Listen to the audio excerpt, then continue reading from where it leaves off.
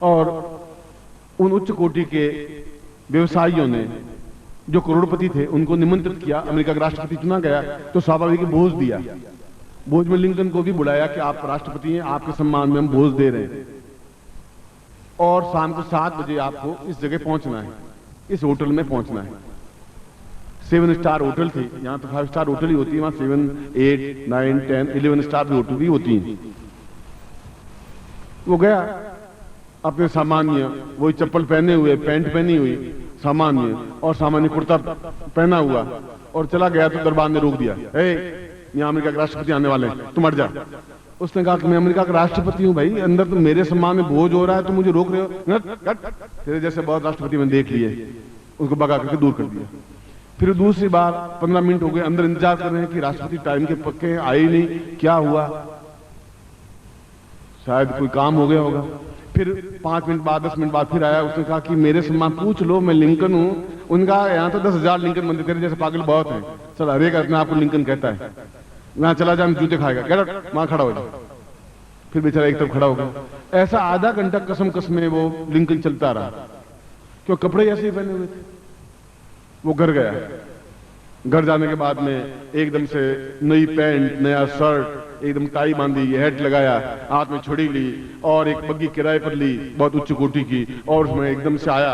आते ही दरबार में सैल्यूट किया कि राष्ट्र अमेरिकन राष्ट्र, हाँ वो बचिए, उनको सम्मान के साथ अंदर ले गए। लोगों ने हर्षध्वनि की कि अमेरिका के राष्ट्रपति हमारे बीच में बैठे हैं। भोजन परोसा गया, भोज परोसा गया। तो अब परंपरा ये है कि जो मेहमान जो हैं, उच्च पदस्थ व्यक्तित्व हैं, पहले वो भोजन करें तब बाकी शुरू करें। ऐसी ही परंपरा है, ऐसी शिष्टता है, यही मर्यादा है। मैं आपके घर में आऊं तो ऐसा नहीं मैं बैठूं तब तक आप पहले भोजन करके खत्म ही कर लो, ऐसा तो मर्यादा होती नहीं। अब लिंकन भोजन करेंगे, बैठा, उनके सेक्रेटरी का साहब आप भोजन शुरू करेंगे तब ये भोजन करेगा। तो उसने कोट को पकड़ा और कोट का बटन दाल में डुबो दिया। फिर एक पैंट का पीस पकड़ा और उसको रोटी पे छुपा दिया। उसने कहा अमेरिका का राष्ट्रपति हमने चुना है, पागल टाइप तो नहीं है, इसने ये क्या कर रहा है। फिर टाई को उठाया, एक सब्जी में लगा दिया। लोगों ने कहा आप कर क्या रहे हैं, ये क्या हो रहा है। उसने कहा कि यहाँ मेरी कोई कदर नहीं है इन टाई में, तो पहले आधे घंटे पहले आ चुका था मगर ये कपड़े थे नहीं, इसलिए मुझे अंदर आने दिया। अब ये कपड़े पहने तो मेरा सम्मान हुआ, तो सम्मान मेरा तो हो नहीं रहा है, कपड़ों का सम्मान हो रहा है, इसलिए कपड़ों को भोजन करवा रहा हूं। तो मेरा ही सम्मान नहीं है, मैं खाऊंगा भी क्या। आप लोग भी कपड़ों का ही सम्मान कर रहे हैं। भगवान कपड़े पहने हुए हैं, सफेद कपड़े पहने हुए हैं, दाढ़ी बढ़ाई हुई है, बाल बढ़ाए हुए हैं, और आप दंडवत प्रणाम कर लेते हैं कि महान गुरु हैं। और लिंकन वाला घटना घटती है क्योंकि हमारे पास में बहुत दिव्य नेत्र नहीं है, इसलिए उसने एक गुरु शब्द बना दिया कि जो भी हो वो गुरु, और दूसरा शब्द बनाया सदगुरु। 2 शब्द बनाए। सदगुरु जो स्वार्थ से सिद्ध नहीं हो, जो अपने शिष्यों के कड़वाहट से भी कह सके, डांट सके, डपट सके, प्यार भी कर सके। कल भी मैंने यही बताया था कि ज्वालामुखी भी हो और प्रेम की सरिता भी हो, इसलिए सदगुरु शब्द बनाया। और सदगुरु ही संस्कार दे सकता है, गुरु संस्कार नहीं दे सकता है। सदगुरु जिसके पास ज्ञान हो, जिसके पास चेतना हो, जिसके पास साधना हो, जिसके पास मंत्र हो, जिसके पास कुछ भी हो बांटने की क्रिया करता हो, और वो संस्कार आपको दे। क्यों देगा आपको। मैं आपको, मेरे पास पूंजी है, अगर मान लो कोई बिजनेसमैन है, बिड़ला जी आपको 5 लाख रुपए क्यों देंगे। आपने किया क्या उनके लिए, बिड़ला जी के लिए। कोई बिजनेसमैन आपको 200 रुपए क्यों देगा, 1000 रुपए क्यों देगा। और गुरु भी आपको संस्कार क्यों देगा। क्या केवल ओम प्रमुखता नारायण गुरु करने से दे देगा। वह तो आप टेप रिकॉर्डर से सीख लेंगे, किताब से सीख लेंगे। आप में संस्कार का मतलब है कि आप जब पूर्ण रूप से समर्पित हो जाएंगे तन और मन से, धन तुम्हारे पास रहने दीजिए। धन तो गुरु अपने आप पैदा कर लेगा, क्योंकि अगर उसके पास नहीं तो देवताओं से प्राप्त कर लेगा। और जो अगर उसके पास है और यदि प्राप्त करेगा तो कर लेगा। तुम्हारे भीख मंगों की तरह तुम्हारे पास वो गुरु बन करके तुम्हारे पास नहीं आएगा कि तुम मुझे 5 रुपए दो, 10 रुपए दो, वो नहीं आएगा। समझ लीजिए ये सदगुरु नहीं है। ये गुरु तो हो सकता है, बछल करेगा, छुप करके अपनी पत्रिकाएं बांटेगा, छुप करके पैम्पलेट बांटेगा।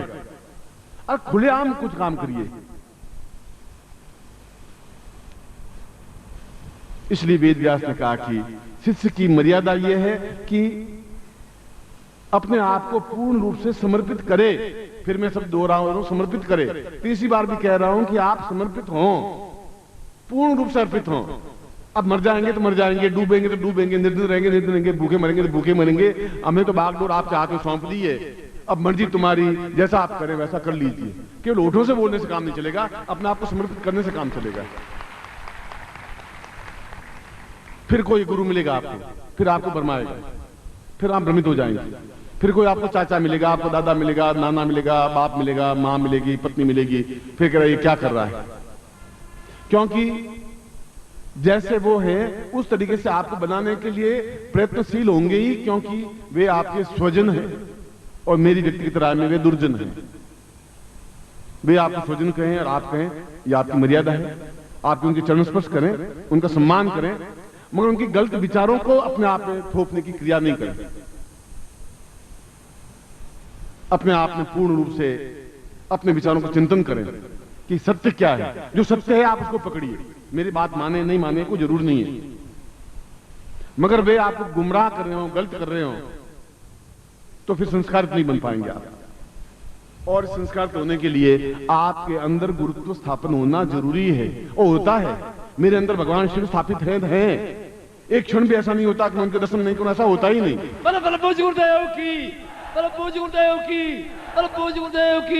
वंदलिया माता जी की, सिद्धार्थ साधक परिवार की, हर हर महादेव।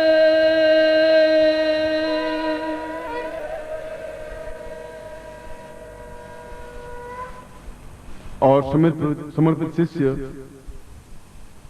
मन से अलग रह ही नहीं सकता, तन से अलग होना मजबूरी है। और अगर तुम्हारे पास मजबूरी है तो तुम गए बीते आदमी है, घटिया आदमी है। मजबूरी शब्द है क्या, कहां बना हुआ है, कहां से बना हुआ है?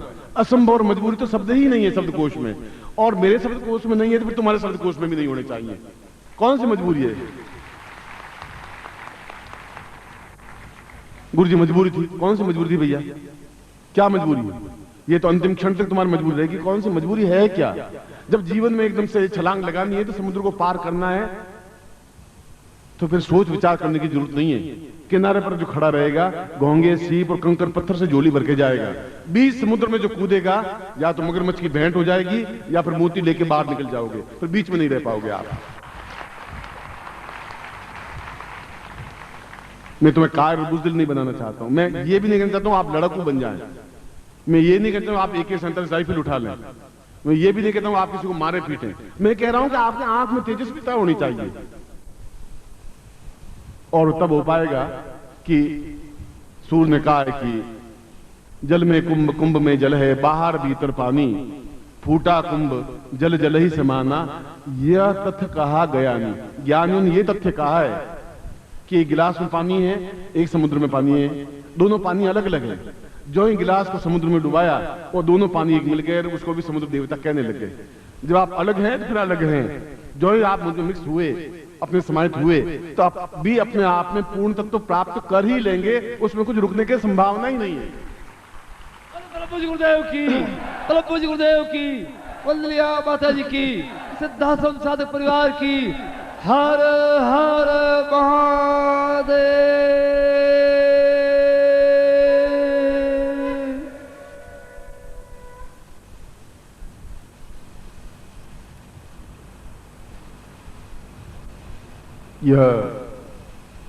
यह बात इसलिए कह रहा हूं कि जीवन बहुत छोटा सा है। वेद व्यास ने कहा कि जीवन बहुत छोटा सा है। इसमें जो समुद्र के किनारे सोचता रहता है वह कुछ नहीं कर सकता,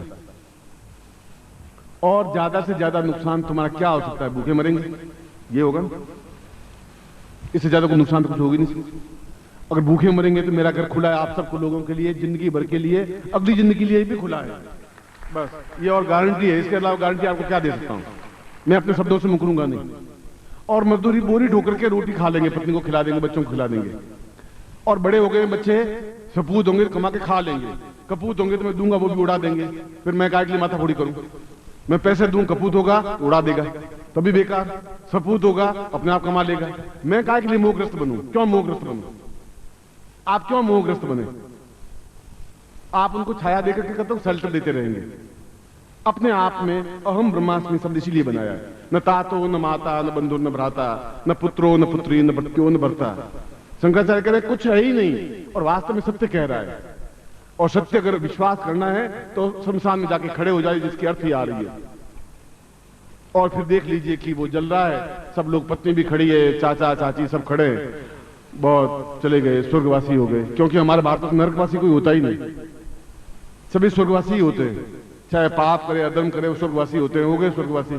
स्वर्ग में तो इतनी भीड़ है कि जगह ही नहीं है।